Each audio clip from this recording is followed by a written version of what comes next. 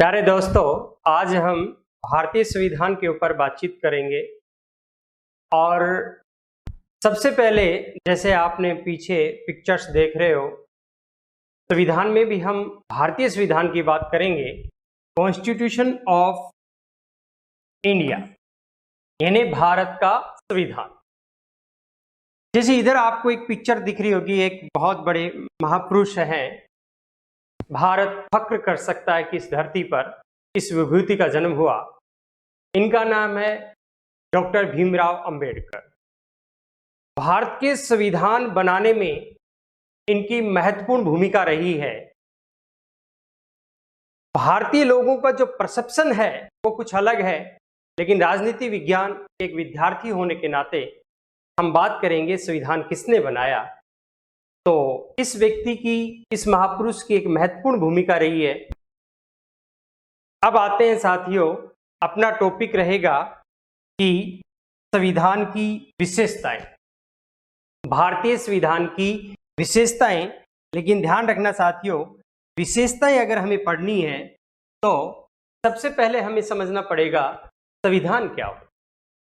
तो सबसे पहले अपन समझते हैं संविधान। संविधान किसे कहेंगे, संविधान की आवश्यकता क्यों होती है, इसे हमें समझना पड़ेगा। तो देखिए, किसी घर को चलाने के लिए भी हमें कुछ नियम कायदों की जरूरत पड़ती है। और अब बात कर रहे हैं हम पूरे किसी देश को चलाने की। अगर हम देश को चलाने की बात कर रहे हैं साथियों, तो सबसे पहले हमें समझना पड़ेगा कि उस देश में रूल कौन करेगा, शासन कौन करेगा, उसे शासन का अधिकार कैसे मिलेगा, उसकी शक्तियां क्या होंगी, उसे पद से कैसे हटाया जाएगा, वहां के नागरिक और गवर्नमेंट का संबंध कैसे होगा, और नागरिकों को कौन कौन से राइट्स होंगे, शासन का स्वरूप क्या होगा, वहां राजा शासन करेगा या कोई व्यक्ति शासन करेगा या कोई समूह शासन करेगा या फिर वहां कानून शासन करेगा। इस प्रकार से सरकार का स्वरूप क्या होगा, इन सभी चीजों का जो उल्लेख होता है वो लिखित भी हो सकता है, वो परंपरा पर आधारित भी होता है, लेकिन इसे ही हम कहेंगे संविधान।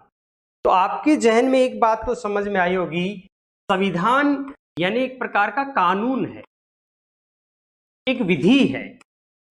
लेकिन विधि कैसी है साथियों?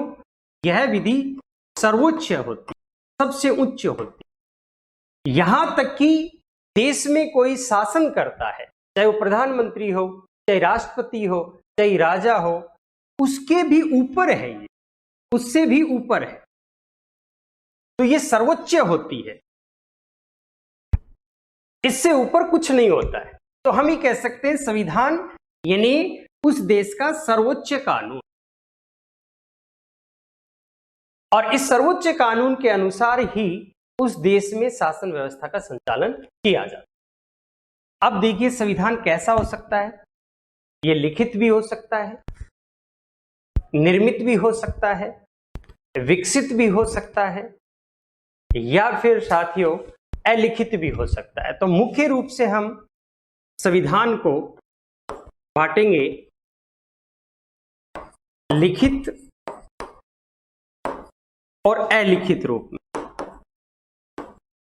जब किसी देश का संविधान लिख दिया जाता है, सभी कानूनों को लिख दिया जाता है, तो उसे हम लिखित संविधान कहेंगे।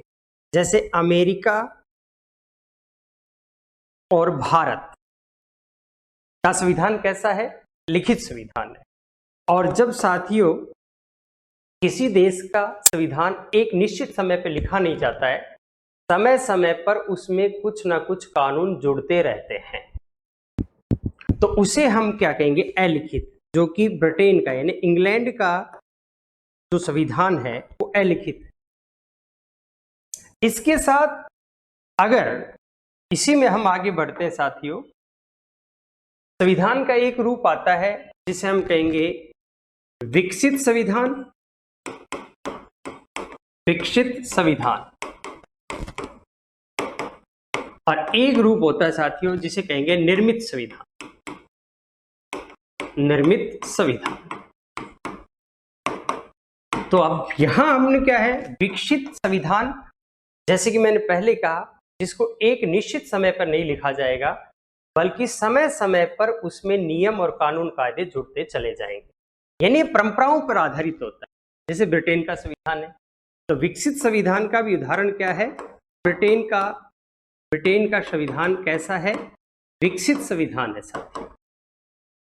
अब अगर किसी संविधान को एक निश्चित समय पर कुछ लोगों के समूह के द्वारा लिखा जाता है, जिसे संविधान सभा कहेंगे, तो उसे हम निर्मित संविधान कहेंगे। निर्मित संविधान क्योंकि उसे संविधान सभा ने उसका निर्माण किया है उन कानूनों का। देखिए साथियों, इसका अमेरिका और भारत बेस्ट उदाहरण है। तो आपको ये समझना है संविधान क्या है, देश का सर्वोच्च कानून। और इस सर्वोच्च कानून यानी संविधान के प्रकार कौन कौन से होते हैं, लिखने के आधार पर लिखित संविधान और अलिखित संविधान। फिर साथियों आता है विकसित संविधान या निर्मित संविधान। इस प्रकार हम 4 फॉर्म में संविधानों को देख सकते हैं। अब हम बात करेंगे भारतीय संविधान की विशेषताएं। भारतीय संविधान की विशेषताएं। भारतीय संविधान की विशेषताएं। भारतीय संविधान की विशेषता। तो इसमें देखिए साथियों, सबसे पहले हम लेके चलते हैं, एक एक विशेषताओं के ऊपर बातचीत करेंगे।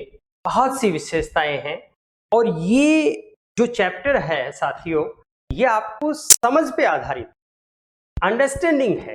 भारतीय संविधान की विशेषताएं व्यक्ति तभी समझ पाएगा जो पूरी संविधान का उसके निचोड़ समझ में, निष्कर्ष है एक प्रकार से। और ये समझ आधारित, इसको रटा नहीं जा सकता। जैसे एक एक के ऊपर अपन बात करते हैं। सबसे पहले लिखते हैं विश्व का सबसे बड़ा संविधान। बड़ा संविधान। देखिए साथियों, अगर हम बात करते हैं अब तक दुनिया में जितने भी संविधान लिखे गए हैं उनमें सबसे ज्यादा कानून या नियम या अनुच्छेद, क्योंकि संविधान के जो कानून होते हैं उनको आर्टिकल बोलते हैं, अनुच्छेद बोलते हैं। तो विश्व के किसी भी संविधान में इतने अनुच्छेद नहीं लिखे गए हैं जितने के भारत के संविधान। जैसे लिखे जाते हैं, भारत के संविधान में 395 अनुच्छेद हैं। अनुच्छेद। इसी प्रकार से साथियों 22 भाग है, भाग 22 है। एक इसमें प्रस्तावना है और साथियों 12 अनुसूचियां हैं। अनुसूचियां। अब आपको ये वर्तमान संदर्भ की बात चल रही है, कई जगह आपको करीब 450 से ऊपर भी अनुच्छेद मिलेंगे। तो हमें देखिए पॉलिटिकल साइंस के दृष्टिकोण से देखते हैं तो बेटा सही आंसर है 395 अनुच्छेद। मूल संविधान में 395 अनुच्छेद थे और अभी भी अगर आप भारत का कॉन्स्टिट्यूशन देखोगे और अंतिम अनुच्छेद देखोगे तो 395 अनुच्छेद लिखे हुए हैं। तो आप कहोगे साहब फिर ये 400 से ऊपर, 450 से ऊपर जो अनुच्छेद बताए जा रहे हैं ये क्या है? तो उसके लिए हम कहेंगे काउंटिंग की दृष्टि, गिनती की दृष्टि से, गणना की दृष्टि से। देखिए साथियों, गणना की दृष्टि से अगर हम गणना की दृष्टि से देखते हैं, गणना की दृष्टि से देखते हैं, दृष्टि से वर्तमान में 467 के आसपास है साथियों, एग्जैक्ट तो मुझे ध्यान नहीं है, आसपास है 467 है, 450 से ज्यादा है क्या अनुच्छेद है। अब ये कैसे हुए ये समझे आप। जैसे क्योंकि अमेंडमेंट हुआ, जैसे आपको ध्यान होगा कि 86वें संविधान संशोधन 2002 से,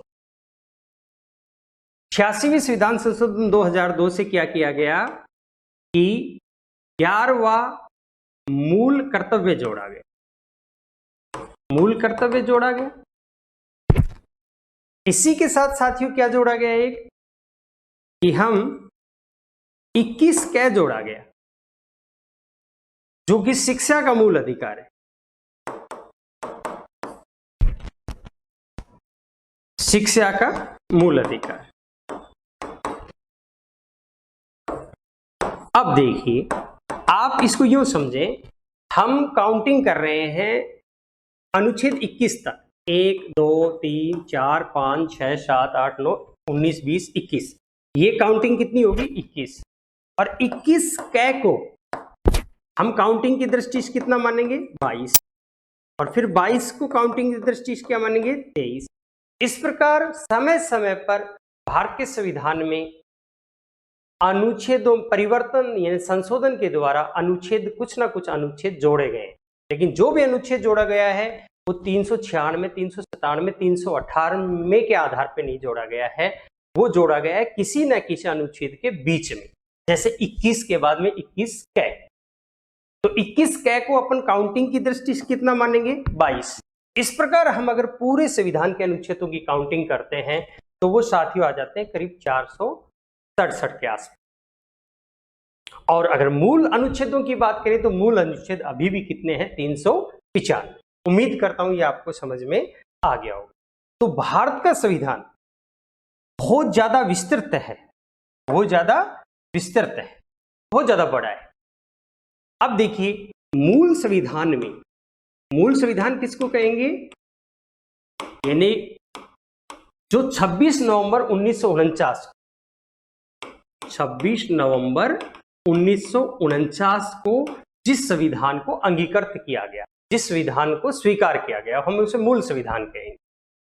इसमें ध्यान रखना अनुसूचियां कितनी थी, 8 अनुसूचियां थी, 8 अनुसूचियां थी। फिर समय समय पर संविधान संशोधनों के द्वारा 4 अनुसूचियां जोड़ दी, तो टोटल कितनी होगी 12 अनुसूचियां। वर्तमान समय में 12 अनुसूचियां हैं। जैसे अपन देखेंगे 9वीं अनुसूची 1951 में जुड़ी, फिर 10वीं अनुसूची 1985 में जुड़ी, फिर इसी प्रकार से देखते हैं साथियों 1992 में 11वीं और 12वीं अनुसूची जुड़ी। 9वीं अनुसूची में भूमि सुधार से संबंध है, 9वीं अनुसूची का भूमि सुधार से संबंध है। 10वीं अनुसूची का दल बदल से संबंध है, दल बदल को रोकने से संबंधित, को रोकने। और 11वीं अनुसूची की बात करते हैं तो उसमें साथियों पंचायती राज का उल्लेख है, और 12वीं अनुसूची का साथियों नगर पालिकाएं या नगरीय स्वशासन से संबंध।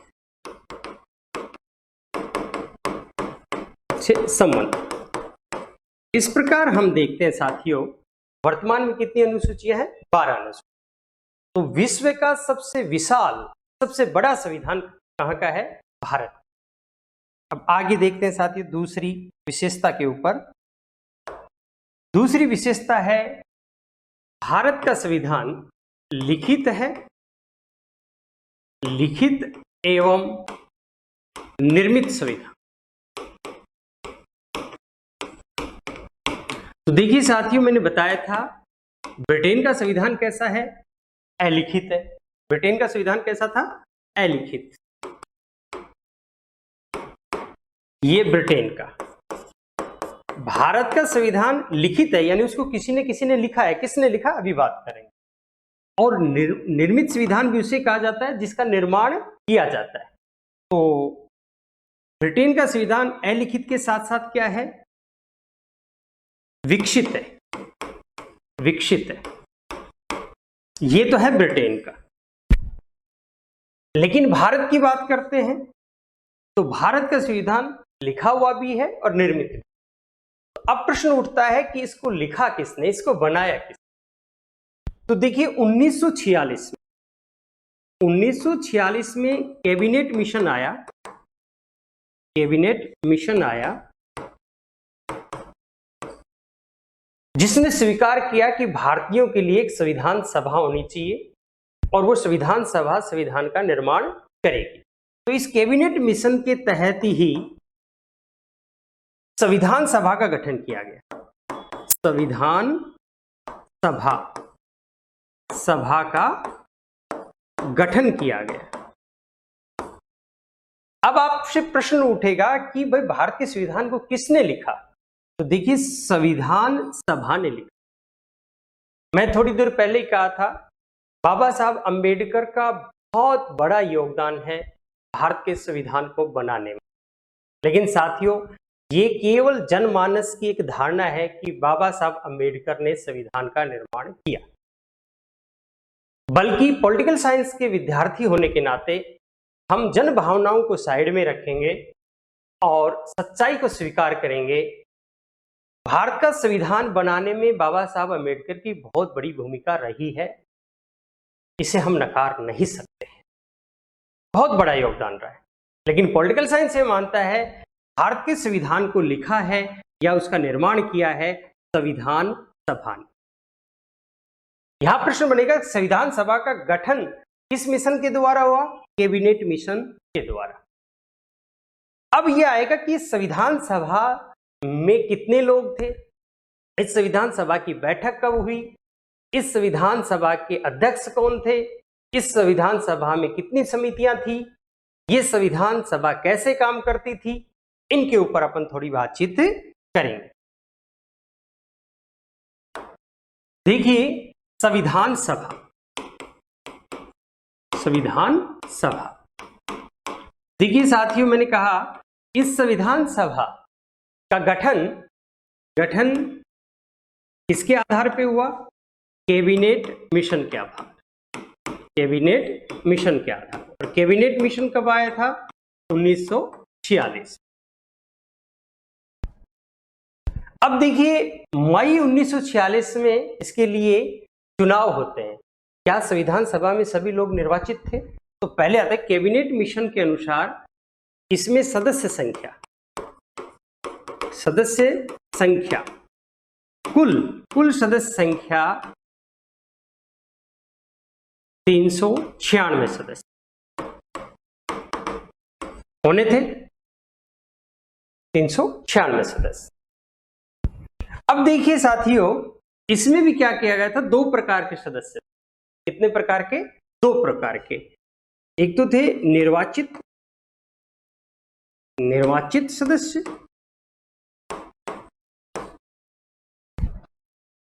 और साथियों साथ में थे मनोनीत सदस्य। निर्वाचित सदस्य कितने होने थे? निर्वाचित सदस्य टोटल होने थे साथियों 296। टोटल की बात कर रहा हूं, निर्वाचित सदस्य। प्लस में मनोनीत सदस्य कितने होने थे? मनोनीत सदस्य 93। ये साथियों सॉरी, यहां 389 आएगा, 389 सॉरी। सदस्य संख्या, कुल सदस्य संख्या कितनी होनी थी? 389, जिसमें 296 सदस्य कैसे होने थे? निर्वाचित। और मनोनीत होने थे 93। अब ये निर्वाचित कहां से होंगे? उस टाइम पे 11 प्रांत थे ब्रिटिश भारत। देखिए, भारत 2 प्रकार का था। जहां पर अंग्रेजों का सीधा शासन था उसे हम ब्रिटिश भारत कहते हैं। और ब्रिटिश भारत के कितने प्रांत थे? 11। और इन 11 प्रांतों में क्या थी? विधानसभाएं थी। और विधानसभाओं के सदस्य संविधान सभा के सदस्यों का निर्वाचन करते थे। ध्यान रखना, जनता सीधे संविधान सभा के सदस्यों का निर्वाचन नहीं कर रही थी। तो निर्वाचन कौन कर रही थी? जनता निर्वाचित कर रही थी वहां की विधानसभा के सदस्यों का, और विधानसभा के सदस्य निर्वाचित कर रहे थे संविधान सभा के सदस्यों का। तो इस प्रकार से हम कह सकते हैं निर्वाचन कैसा था? अप्रत्यक्ष निर्वाचन था, अप्रत्यक्ष निर्वाचन। ध्यान रखना, संविधान सभा में जो निर्वाचित सदस्य थे उनका प्रत्यक्ष निर्वाचन नहीं था, अप्रत्यक्ष निर्वाचन। और 4 सदस्य निर्वाचित होके आने थे, जिसे हम चीफ कमिश्नर क्षेत्र कहेंगे, जिसे हम थोड़ा सा संघ शासित क्षेत्र कह सकते हैं। चीफ कमिश्नर क्षेत्र कितने थे? 4। वहां से भी निर्वाचित होके आने थे। तो इस प्रकार से 292, मैं यहां लिखता हूं, प्रांतों से आने थे 292 सदस्य निर्वाचित, और 4 सदस्य किससे? चीफ कमिश्नर क्षेत्र से। तो टोटल कितने हो गए? 296। वापस यहां कर रहा हूं, प्रांतों से। देखिए साथियों, मैं वापस यहां आपको समझाने के प्रकार, प्रांतों से, प्रांतों की विधानसभा के सदस्यों द्वारा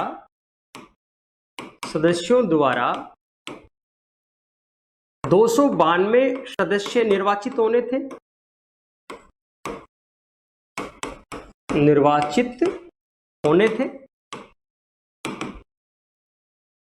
और 4 सदस्य निर्वाचित होने थे चीफ कमिश्नर क्षेत्र से,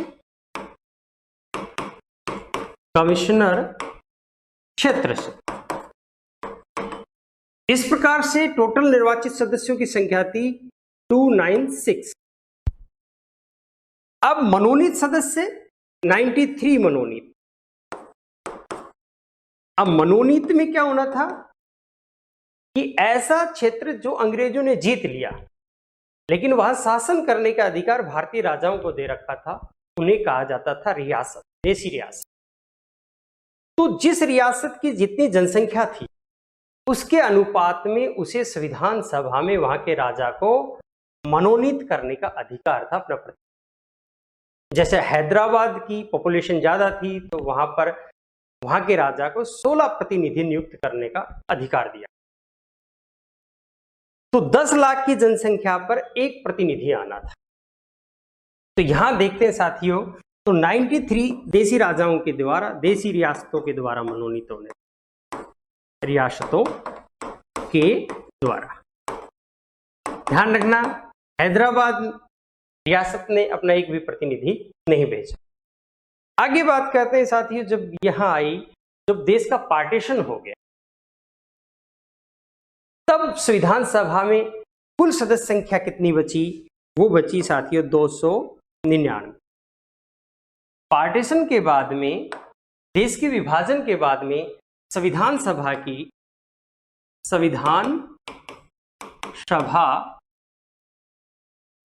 में कुल सदस्य रहे 299। इसका भी साथ था 270 सदस्य, 229 सदस्य निर्वाचित और 70 सदस्य मनोनीत। इस प्रकार से 299 सदस्य इसमें अंतिम रूप से रह गए थे। और देखना साथियों, इस पर 284 सदस्यों के हस्ताक्षर हुए।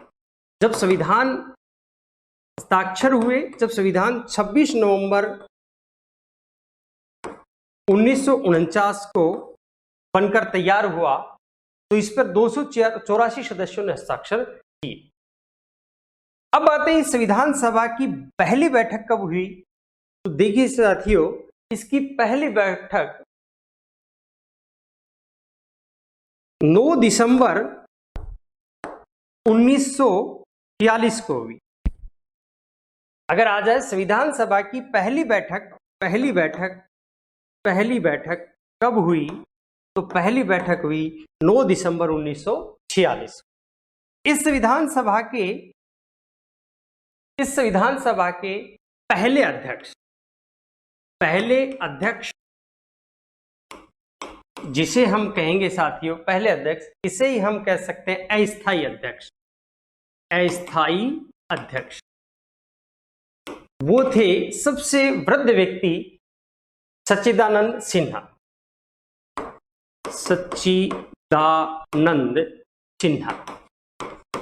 इसी प्रकार से साथियों आगे हम बढ़ते हैं।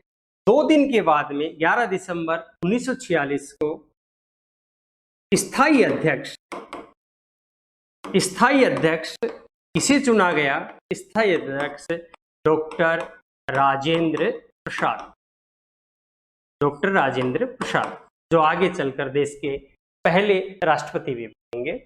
इसी प्रकार से साथियों, इस संविधान को बनाने के लिए बहुत सी समितियों का निर्माण किया गया, बहुत सी समितियां बनाई गई।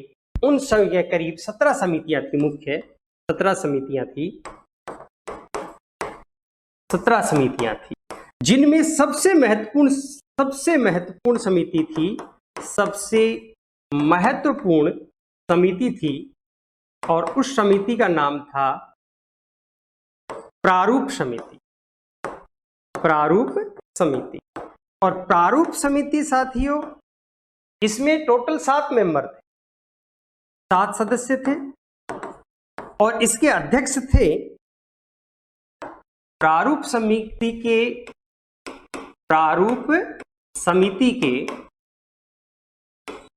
अध्यक्ष थे,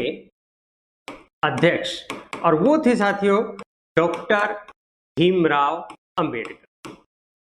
भीमराव अंबेडकर, बाबा साहब अंबेडकर इस ड्राफ्ट कमेटी के अध्यक्ष थे, और इस ड्राफ्ट कमेटी का महत्वपूर्ण योगदान रहा है देश के संविधान को बनाने। लेकिन साथियों, एक आपको और डेप्थ क्वेश्चन देता हूं, अगर आ जाए, भारत का संविधान बनाने के लिए पहला ड्राफ्ट किसने बनाया? तो ध्यान रखना, अंबेडकर जी ने पहला ड्राफ्ट नहीं बनाया।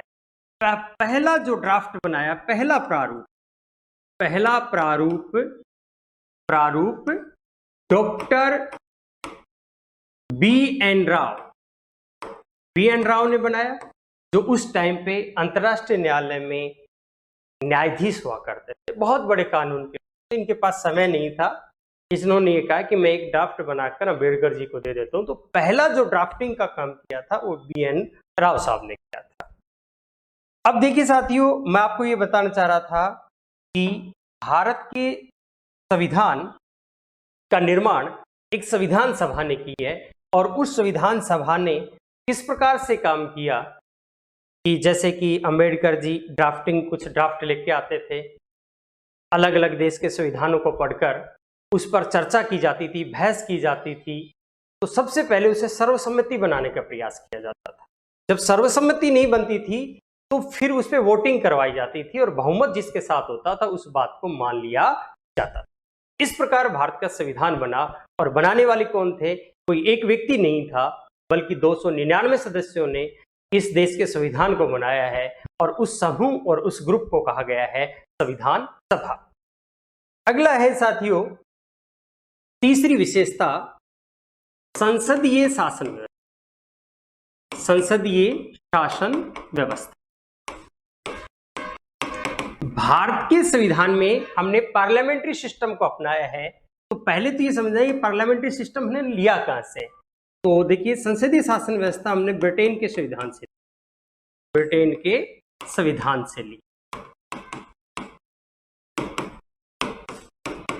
ली। अब प्रश्न उठता है कि संसदीय शासन व्यवस्था किसे कहते हैं? देखिए, पार्लियामेंट्री सिस्टम हमने इसलिए अपनाया कि काफी हद तक भारतीय लोग इस सिस्टम को मतलब समझ चुके थे, क्योंकि 1919 में हमारे यहाँ संसद की स्थापना कर दी गई थी अंग्रेजों ने, 1919 के शासन अधिनियम से। इसलिए काफी हद तक भारतीय लोग इसको समझ चुके थे। अब होता क्या है, इस देश में संसदीय शासन व्यवस्था है या नहीं है, इसका निर्धारण करेंगे कोई भी गवर्नमेंट है, चाहे अमेरिका की हो, चाहे भारत की, राजस्थान की हो, जहां गवर्नमेंट की बात आएगी, सरकार की बात आएगी, उसके 3 अंग होते हैं। 3 अंग होते हैं: व्यवस्थापिका,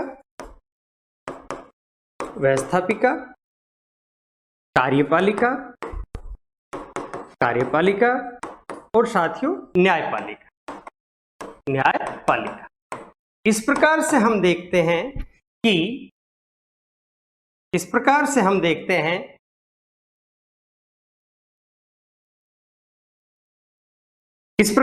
देखते हैं कि 3 अंग होते हैं। तो अगर व्यवस्थापिका में से कार्यपालिका का निर्माण हो, ध्यान रखिए न्यायपालिका को भूल जी, व्यवस्थापिका में से कार्यपालिका का निर्माण होता है। कार्यपालिका कहां से बन रही है? व्यवस्थापिका में से। तो वहां संसदीय शासन, और कार्यपालिका कब तक काम करेगी? जब तक व्यवस्थापिका में उसको विश्वास मत प्राप्त। जैसे भारत में कार्यपालिका का उदाहरण है प्रधानमंत्री व उसका मंत्री परिषद। ये क्या है? कार्यपालिका। व्यवस्थापिका क्या है? संसद। अब देखो, संसद यानी लोकसभा और राज्यसभा। अब प्रधानमंत्री और मंत्रिपरिषद कैसे बनते हैं? हमारे यहाँ लोकसभा जो संसद का निचला सदन है, उसमें जिस दल को सबसे ज्यादा बहुमत मिलता है, बहुमत प्राप्त दल अपना नेता चुनता है, उस नेता को भारत का राष्ट्र प्रधानमंत्री पद की शपथ दिलाता है, उसको प्रधानमंत्री पद पर नियुक्त करता है। तो देखिए, प्रधानमंत्री कहां से आया? प्रधानमंत्री कौन बनेगा? जो संसद के निचले सदन लोकसभा में बहुमत दल के नेता बनेगा। और फिर ये प्रधानमंत्री क्या करेगा? संसद के सदनों में से, बाहर से भी ले सकता है, लेकिन अमूमन संसद के लोकसभा और राज्यसभा में से मंत्री बनाएगा अपना, राष्ट्रपति को नाम देगा, राष्ट्रपति उन व्यक्तियों को मंत्री पद पर नियुक्त कर देगा। लेकिन ध्यान रखना, संसद से बाहर के व्यक्तियों को भी, संसद का सदस्य नहीं है उस व्यक्ति को भी प्रधानमंत्री मंत्री बना सकता है, लेकिन उस व्यक्ति को 6 महीने के अंदर अंदर क्या लेनी पड़ेगी साथियों? संसद की सदस्यता लेनी पड़ेगी। अगर संसद का सदस्य बन गया तो मंत्री रहेगा, अन्यथा 6 महीने के बाद में वो मंत्री पद से हट जाएगा। तो इन्हें कार्यपालिका किस में से बन रही है? व्यवस्थापिका में। और व्यवस्थापिका कार्यपालिका कब तक रहेगी? जब तक कि लोकसभा में उसे विश्वास मत प्राप्त है। जिस दिन लोकसभा में विश्वास खत्म, उसी दिन प्रधानमंत्री उसका मंत्रिपरिषद हट जाता है। तो ऐसी शासन व्यवस्था को, जिसमें से कार्यपालिका व्यवस्थापिका में से बनती है और व्यवस्थापिका का कार्यपालिका का कार्यकाल भी व्यवस्थापिका पर डिपेंड या निर्भर करता है, उसे हम संसदीय शासन व्यवस्था। और संसदीय शासन व्यवस्था की मुख्य विशेषता है उत्तरदायी शासन। ये जवाबदेह शासन होता है, यानी प्रधानमंत्री उसका मंत्री प्रति किसके प्रति जवाबदेह है? संसद के प्रति, यानी लोकसभा के प्रति जवाबदेह है, उत्तरदायी है। और लोकसभा के सदस्य किसके प्रति जवाबदेह है? जनता के प्रति। इसलिए उत्तरदायी शासन को ही हम क्या कहते हैं? संसदीय शासन। तो भारत में किस प्रकार की शासन व्यवस्था को अपनाया गया है? संसदीय शासन व्यवस्था को अपनाया गया। इसी प्रकार से साथियों आगे बढ़ते हैं। मौलिक अधिकार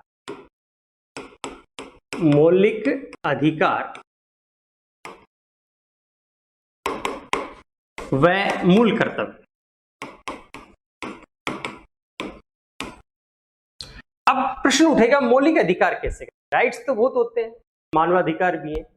तो ऐसे जो महत्वपूर्ण अधिकार जिसको हम कॉन्स्टिट्यूशन में या संविधान में स्थान दे देते हैं, संविधान में जिन अधिकारों को लिख दिया जाता है उनको हम फंडामेंटल राइट्स कहते हैं, मूल अधिकार कहते हैं। तो देखिए, फंडामेंटल राइट्स यानी संविधान में लिखे हुए हैं। तो अब प्रश्न उठता है, भारत के संविधान में कहां लिखे हुए हैं? तो भाग 3 में।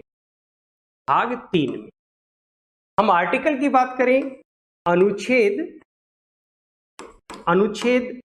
12 से 35 तक मूल अधिकारों का उल्लेख है। अनुच्छेद क्यों? भाग 3 कहां से शुरू होता है? अनुच्छेद 12 से। समाप्त कहां होता है? 35। तो इस प्रकार 12 से 35 तक मूल अधिकारों का उल्लेख है। अब प्रश्न उठेगा, ये मूल अधिकार हमने कहां से लिए? मूल अधिकार हमने यूएसए यानी अमेरिका से ली, अमेरिका के संविधान से ली, अमेरिका से प्रेरित होकर हमने लिखे हैं। अब प्रश्न उठेगा कि ये मूल अधिकार जो मूल संविधान यानी 26 नवंबर 1949 को बना था या स्वीकार किया गया था, उसमें साथियों 7 प्रकार के, कितने प्रकार के? 7 प्रकार के मूल अधिकार थे। मूल संविधान में कितने प्रकार के मूल अधिकार थे? 7 प्रकार के। वर्तमान में कितने प्रकार के मूल अधिकार हैं? वर्तमान में 6 प्रकार के मूल अधिकार हैं, 6 प्रकार के। अब प्रश्न उठेगा, फिर कौन सा हटा दिया गया? तो ध्यान रखना है कि छठे नंबर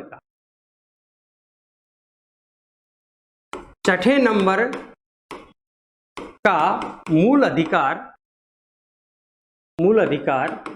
हटा दिया गया। और छठे नंबर का मूल अधिकार कौन सा था? संपत्ति का मूल अधिकार। संपत्ति का मूल अधिकार। अब इस संपत्ति के मूल अधिकार को हटा दिया है तो किस संविधान संशोधन से? 44वें संविधान संशोधन से। 44वें संविधान संशोधन से। ये कब हुआ था? 44वां संविधान 1978 में हुआ। उस समय सरकार किसकी थी? तो जनता पार्टी की सरकार थी। और जनता पार्टी की सरकार उस टाइम पे प्रधानमंत्री कौन था? मोरारजी देसाई। मोरारजी देसाई प्रधानमंत्री थे। अब प्रश्न उठेगा कि 44वें संविधान संशोधन से संपत्ति के मूल अधिकार को हटा दिया गया, तो अब ये संपत्ति का अधिकार कैसा है? तो वर्तमान में संपत्ति का अधिकार एक कानूनी अधिकार है, विधिक अधिकार है, कानूनी अधिकार है। और अब इसको स्थान कहां दे दिया गया है? भाग 12 में अनुच्छेद 300 क में स्थान दे दिया गया। तो अब जो मूल अधिकार है, एक नया मूल अधिकार जोड़ा गया। 86वें संविधान संशोधन 2002 के द्वारा। 86वें संविधान संशोधन 2002 के द्वारा क्या जोड़ा गया? शिक्षा को मूल अधिकार। 6 से 14 वर्ष के जो बालक हैं उनको राज्य निःशुल्क व अनिवार्य रूप से शिक्षा देगा। ये उन बच्चों का 6 से 14 वर्ष के बच्चों का फंडामेंटल राइट्स बन गया है 86वें संविधान संशोधन से। और इसको स्थान कहां दिया गया? जो स्वतंत्रता का मूल अधिकार है 19 से लेकर 22 तक कौन सा अधिकार है? स्वतंत्रता का। तो इसमें 21 क जोड़ा गया। 21 क का संबंध किससे है? शिक्षा का मूल अधिकार।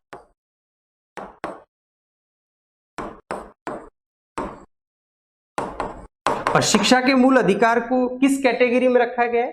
स्वतंत्रता के मूल अधिकार की कैटेगरी में, क्योंकि स्वतंत्रता का मूल अधिकार कहां से शुरू हो रहा है? 19 से, और खत्म कहां हो रहा है? 22 तक। 21 क में रखा गया है। 21A बोल दो, इंग्लिश में बोलो तो 21A, हिंदी में बोलो तो 21 क। इस प्रकार से साथियों ये हुआ मूल अधिकारों का फर्क क्या होता है, मूल अधिकार विशेष क्यों होते हैं। अगर सरकार भी इनको मूल अधिकारों को छीनने का प्रयास करे तो नागरिक या व्यक्ति कहां जा सकता है? न्यायालय के पास जा सकता है और न्यायालय इन मूल अधिकारों की रक्षा करे। अब क्या भारत का कौन सा क्या जिला न्यायालय भी मूल अधिकारों की रक्षा कर सकता है? तो उसका आंसर आएगा नहीं। मूल अधिकारों की रक्षा करने का काम सर्वोच्च न्यायालय भी मूल अधिकारों की संरक्षण कर सकता है। सर्वोच्च न्यायालय को ये राइट कहां मिला गया है? आर्टिकल 32 के तहत, अनुच्छेद 32 के तहत, जिसे संवैधानिक उपचारों का मूल अधिकार कहते हैं। इसके तहत वह 5 प्रकार की रिट जारी कर सकता है और व्यक्ति के नागरिकों के मूल अधिकारों की रक्षा कर सकता है। इसी प्रकार से देश के जो उच्च न्यायालयों को भी 5 प्रकार की रिट जारी करने की शक्ति प्रदान की गई है मूल अधिकारों के संदर्भ में। तो वो ध्यान रखना, अनुच्छेद 226 के तहत उच्च हाईकोर्ट मूल अधिकारों को रक्षा करने के लिए रिट जारी करते हैं, अनुच्छेद 226 के तहत। सर्वोच्च न्यायालय रिट जारी करता है मूल अधिकारों की रक्षा करने के लिए, अनुच्छेद 32 के। अर्थात मूल अधिकार वाद योग्य होते हैं, अर्थात व्यक्ति के या नागरिक के मूल अधिकार छीनते हैं तो वह न्यायालय की शरण ले सकता है केस दायर कर सकता है। ये थे साथियों आपके के मूल अधिकारों के संदर्भ में। अब बात करते हैं कि साथियों इसी के साथ मूल कर्तव्य। ध्यान रखना, भारत के संविधान में, मूल संविधान में मूल कर्तव्यों का उल्लेख नहीं था। उल्लेख नहीं था। तो ये कब जोड़े गए? तो देखिए, एक स्वर्ण सिंह समिति की सिफारिश पर, स्वर्ण सिंह समिति की सिफारिश पर, सिफारिश किसने की? स्वर्ण सिंह समिति ने। उसकी सिफारिश पर 42वें संशोधन से, 42वें संविधान संशोधन 1976 से इनको जोड़ा गया। और उस टाइम पे 42वें संविधान संशोधन 1976 में, उस टाइम पे देश की प्रधानमंत्री थी श्रीमती इंदिरा गांधी। श्रीमती इंदिरा गांधी जी के समय में इनको जोड़ा गया।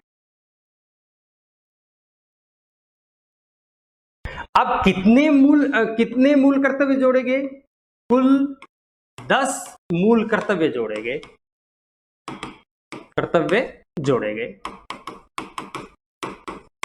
अब प्रश्न उठेगा कि किस देश से प्रेरित होकर ये मूल कर्तव्य जोड़े गए? तो सोवियत संघ, क्योंकि उस टाइम पे सोवियत संघ था। अब सोवियत संघ खत्म हो गया तो रूस भी कह सकते। सोवियत संघ के संविधान से प्रेरित होकर हमने मूल कर्तव्य रखे। मूल कर्तव्य का अर्थ है कि लोगों को अधिकार तो मिलेंगे, लेकिन लोगों की कुछ ड्यूटीज भी हैं। तो इस प्रकार उन्होंने 10 ड्यूटी बताई प्रत्येक भारतीय नागरिक कि भाई जब उसे देश का नागरिक होने के नाते उसे अधिकार मिलेंगे, तो उसकी कुछ ड्यूटीज भी हैं जिनको फंडामेंटल ड्यूटीज कहा गया, मूल कर्तव्य कहा गया। तो 10 रखे गए थे। तो वर्तमान में कितने हैं? वर्तमान में मूल कर्तव्य कितने हैं? तो 11 हैं। कितने हैं? 11। अब प्रश्न उठेगा कि 11वां कब जोड़ा गया? 11वां मूल कर्तव्य 86वें संविधान संशोधन 2002 के द्वारा जोड़ा।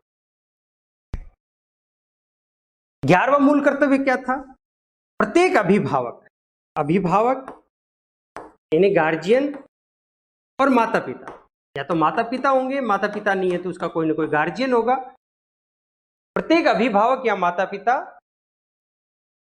जो बच्चा 6 वर्ष से अधिक उम्र का है, 6 से 14 वर्ष तक का बालक है, तो उसके अभिभावक की ये ड्यूटी है, उसकी ये कर्तव्य है कि वह बालक को शिक्षा दिलवाए, उसे विद्यालय भेजे। ये उसकी ड्यूटी है। ध्यान रखना। तो यहां ये जोड़े गए 11वां मूल कर्तव्य जो अभिभावकों के लिए है, माता पिता के लिए है, और जिसका संबंध किससे? शिक्षा से। इस प्रकार से साथियों हम देखते हैं कि भारत के संविधान में जो मूल संविधान था उनमें मूल अधिकारों का उल्लेख था, लेकिन मूल संविधान में मूल कर्तव्यों का उल्लेख नहीं था। इन्हें 1976 में इंदिरा जी के समय में जोड़ा गया और 10 जोड़े गए थे और सोवियत संघ से प्रेरित होकर रखे गए थे।